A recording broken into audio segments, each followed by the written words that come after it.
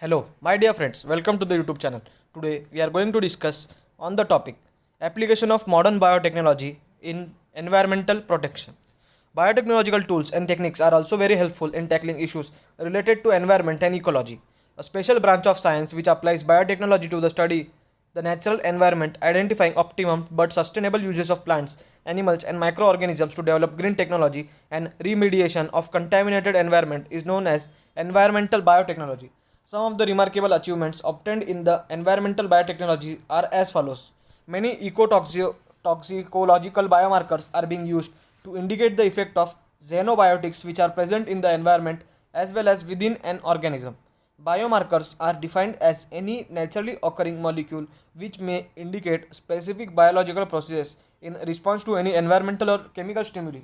Many ecotoxicological biomarkers are developed which may prove helpful in indicating subtle changes in the immediate environment which may otherwise be difficult to detect. For example, a reported gene, LUX, which is responsible for emission of light, expressed in E. coli act as a biosensor for detecting the mercury contamination. Biotechnological applications may also be helpful in the process of cleaning up the hazardous substances in the environment by converting them into non-toxic or less toxic compounds. This is known as bioremediation. This process of cleanup exploits the potential of natural resources for bioremediation. Genetic engineering has been exploited to generate organisms specifically designed for bioremediation. Genes which code for enzymes for degradation of pollutants or monitor their levels may be inserted into the organisms. An example of a degradation gene is biphenyl dioxygenase, which has been inserted in E. coli to degrade PCB, polychlorinated biphenyl. Cultivable land area is often contaminated with heavy metals such as cadmium, mercury, and lead, which may prove detrimental for growth of crop plants and may even prove as health hazard upon consumption.